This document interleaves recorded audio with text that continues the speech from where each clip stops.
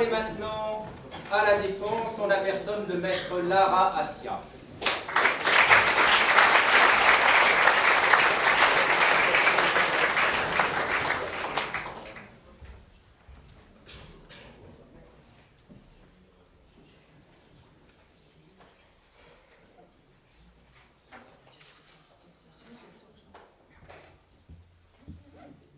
On est puceau de l'horreur, comme on l'est de la volupté. Comment Céline aurait pu se douter de l'horreur en quittant la place Clichy ce jour-là? Qui aurait pu prévoir, avant d'entrer vraiment dans la guerre, tout ce que contenait la sale homme héroïque et feignante des hommes? Céline a 20 ans. Il vient de découvrir d'un coup la guerre tout entière. Il était dépucelé, Céline. Il faut être à peu près seul devant elle, comme il l'était à ce moment-là, pour bien la voir, la vache, de face et de profil. Il a 20 ans. On venait d'allumer la guerre entre lui et les autres. Et à présent, ça brûlait. La plupart des gens ne meurent qu'au dernier moment. D'autres s'y prennent 20 ans d'avance ou davantage. Ce sont les malheureux de la terre. Mais ne croyez jamais d'emblée au malheur des hommes. Demandez-leur seulement s'ils peuvent dormir encore. Si oui, tout va bien. Ça suffit. À Céline, il ne lui arrivait plus jamais de dormir complètement. Il avait perdu comme l'habitude de cette confiance, celle qu'il faut réellement immense pour s'endormir complètement parmi les hommes. Ce que vous voyez, ce visage hideux de Céline, c'est la fatigue.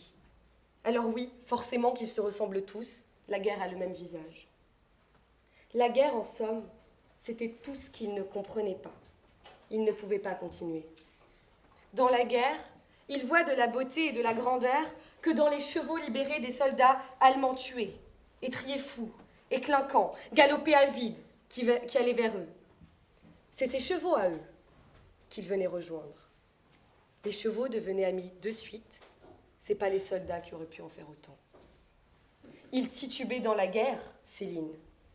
Mais il est donc tout à fait lâche, Ferdinand. Oui, tout à fait lâche. Il refuse la guerre et tout ce qu'il y a dedans. Il ne la déplore pas, lui. Il ne se résigne pas, lui. Il ne pleurniche pas dessus, lui. Non, il la refuse, tout net, avec tous les hommes qu'elle contient. Il ne veut rien avoir à faire avec eux, ni avec elle. Serait-il 995 millions, et lui tout seul, il pense que c'est eux qui ont tort. Et c'est lui qui a raison, parce qu'il est le seul à savoir ce qu'il veut. Et Céline ne veut plus mourir. Il n'y a que la vie qui compte. Et si c'est impossible de refuser la guerre, s'il n'y a que les fous et les lâches qui refusent la guerre quand leur patrie est en danger, alors vivent les fous et les lâches. Ou plutôt survivent les fous et les lâches. Tant que les militaires ne tuent pas, c'est un enfant. Céline était un enfant alors.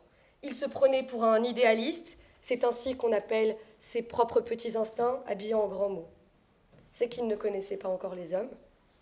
Il ne croira plus jamais à ce qu'ils disent, à ce qu'ils pensent. C'est des hommes, et d'eux seulement qu'il aura peur. Toujours. Faire confiance aux hommes, c'est déjà se faire tuer un peu. Et Céline ne veut plus mourir, il ne veut plus mourir, il n'y a que la vie qui compte. Alors Céline est tombée malade, fiévreux, rendu fou, qu'ils ont dit à l'hôpital, par la peur. C'était possible. Mais la meilleure des choses à faire, n'est-ce pas, quand on est dans ce monde, c'est d'en sortir fou ou pas, peur ou pas. Était-il vraiment fou, Céline?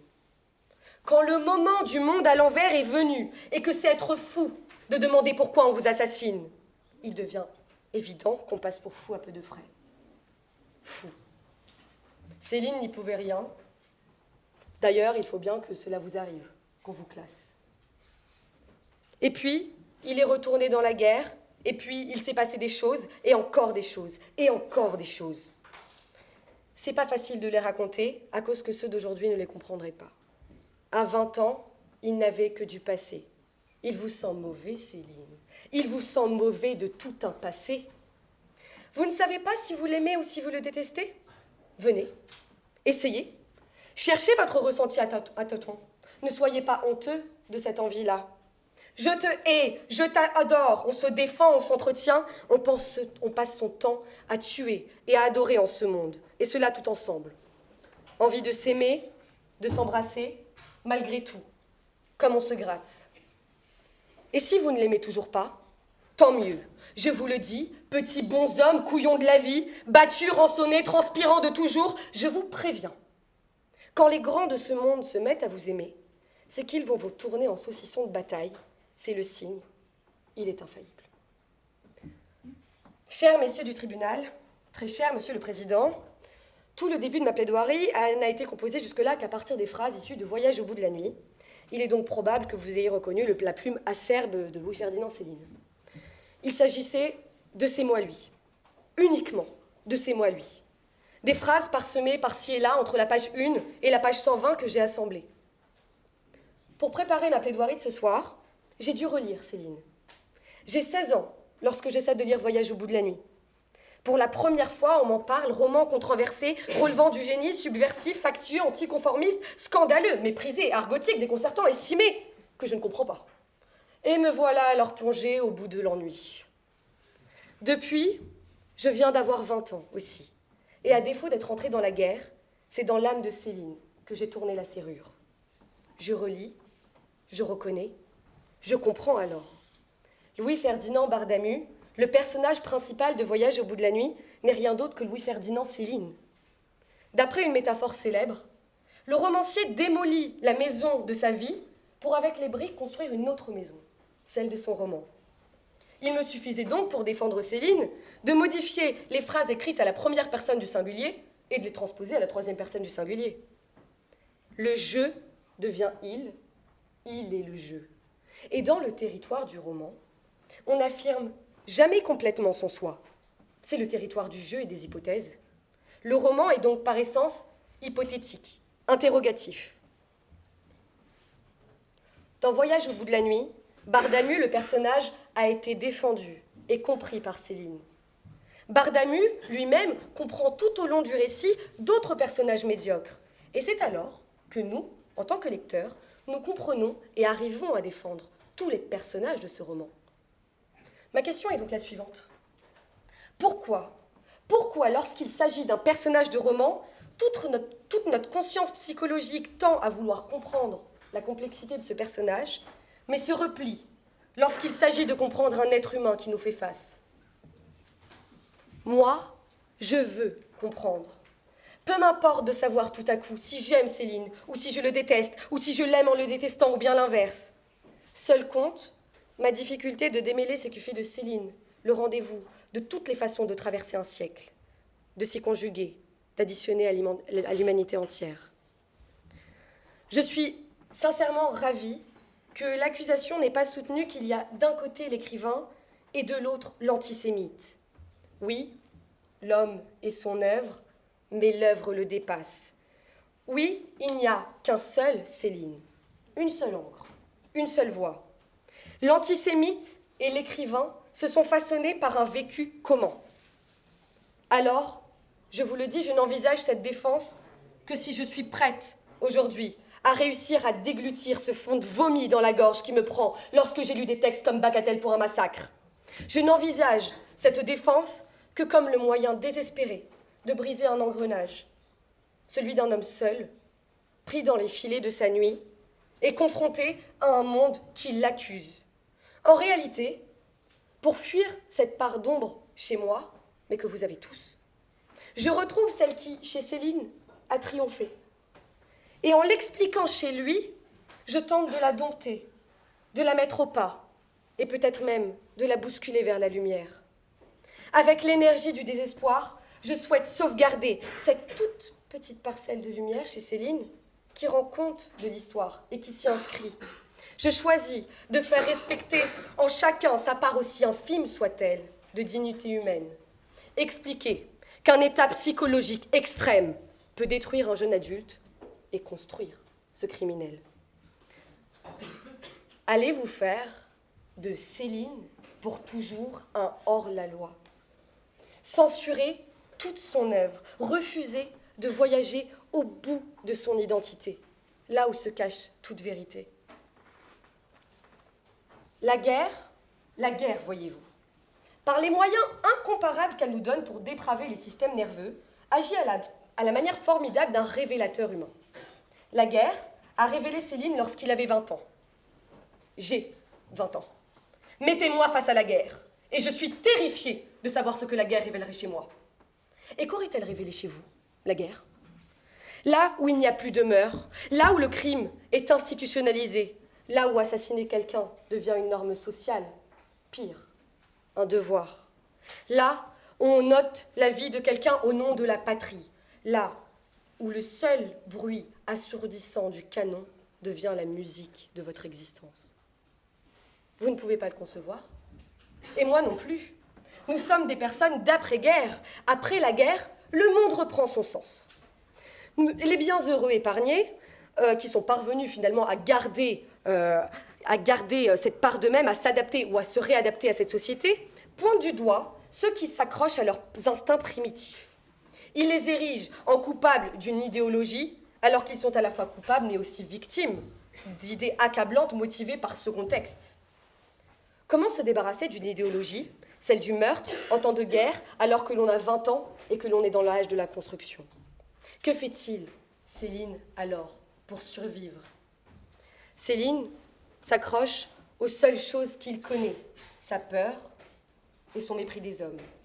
Et il s'y accroche pour survivre parmi un monde qui ne le comprend plus, jusque la Seconde Guerre mondiale. La Seconde Guerre mondiale fait résonner en lui 14-18 et ses 20 ans. Il ne veut pas de cette nouvelle guerre, il est devenu pacifiste, il se dit, il a peur. Comme l'a très bien expliqué mon cher contradicteur, les Allemands érigent le juif comme responsable, il y croit parce qu'il veut y croire. Il veut trouver le responsable des maux au plus vite pour éviter cette guerre. Drieux-La Rochelle. Écrivain, collaborationniste, grand ami de Malraux et de Louis Aragon, se suicide après que l'Allemagne nazie d'Hitler chute pendant la Seconde Guerre mondiale. Drieux-La Rochelle se rend à l'évidence. Il fait partie des faibles en ce monde, des perdants, mais il veut mourir dans son panache, La Rochelle, et il insulte Céline de lâche. Céline est peut-être lâche, mais il ne veut pas lâcher sa vie, ni le principe même qui la régit, car sans ce seul impératif sans réponse, il meurt.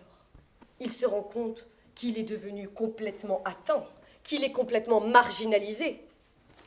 Céline est stupide et infiniment lucide à la fois. Il est ce scorpion qui s'empoisonne lui-même. Le juif a pris irrationnellement, c'est vrai, le visage de sa peur dans une époque où on a voulu le représenter tel quel. Il écrira dans Voyage au bout de la nuit « Pour que dans le cerveau d'un couillon, la pensée n'y fasse qu'un tour, il faut bien qu'il lui arrive des choses bien cruelles. » C'était un couillon, Céline. Je me demande s'il a écrit cette phrase en assumant sa propre absurdité, mais j'ai l'intime sensation que Céline était dans une démarche de se comprendre, de s'expliquer, peut-être même de se pardonner de s'être laissé dépasser. Pendant la guerre, la haine envers les hommes ne comportait aucun risque. Et c'est dans ce schéma que s'est construite l'existence de Céline. Quand la haine des hommes ne comporte aucun risque, leur bêtise est vite convaincue et les motifs viennent tout seuls. Son œuvre est peut-être en quelque sorte sa rédemption. Elle nous alarme elle-même sur les dangers de la bêtise humaine lorsqu'elle est exacerbée jusque la haine la plus démesurée. Céline écoutait finalement ce que j'aimerais appeler la sagesse du roman. Tous les vrais romanciers sont à l'écoute de cette sagesse suprapersonnelle, ce qui explique que finalement les grands romans sont toujours un peu plus intelligents que leurs auteurs. Les romanciers qui ne sont pas plus intelligents que leurs œuvres devraient changer de métier, car l'écriture n'est en aucun cas la graphomanie, Monsieur Sartre, je m'adresse à vous. L'esprit de Céline, l'intelligence qui s'y dégage malgré tout, est l'esprit de complexité. La publication de tous ces textes nous rend compte d'une seule chose. Elle nous dit « Les choses sont plus compliquées que tu ne le penses. » Voilà ce que nous dit la littérature. C'est la vérité éternelle du roman, mais qui se fait de moins en moins entendre dans le vacarme des réponses simples et rapides qui précèdent la question, ou pire l'exclut. Chez Céline, au lieu des transitions, une brutale juxtaposition. Au lieu des variations, la répétition. Et elle est toujours au cœur du mot, au cœur du paradoxe de la condition humaine, même dans le sale, même dans le médiocre. Céline vomit à la face du monde son existence. Il la vomit même à la face de Dieu qui a osé tenter sur lui cette expérience. Il y a beaucoup de sombre dans ses écrits, beaucoup de nuits. Et pourtant, quand je lève les yeux d'une page d'un de ses romans, ou simplement que je cherche dans chaque recoin une animosité, alors j'entrevois quelques rayons de soleil autour de moi, espoir fugace et fragile qui ne rendent finalement compte mieux de la beauté du monde. Céline est humain. Le déshumaniser serait le rendre illégitime et inconscient dans ses actes, or il l'était. Il est humain. Censurer son œuvre, ce serait censurer l'histoire, l'épurer, la corrompre, la faire mentir. Interdire son œuvre serait mystifier davantage l'écrivain, créer un engouement parfois motivé par des raisons malsaines. Finalement, nous le savons, nous devons l'accepter. Céline est cette écharde qu'il faut assimiler à l'humanité.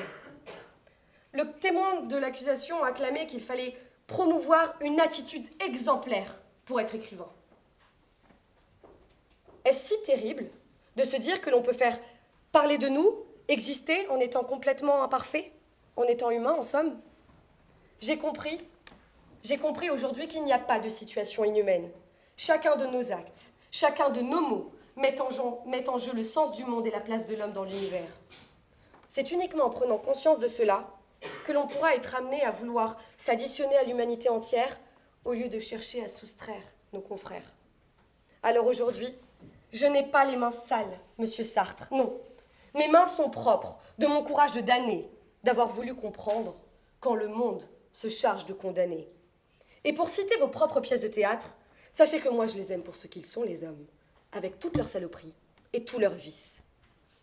Hier encore, Malraux chérissait la condition humaine.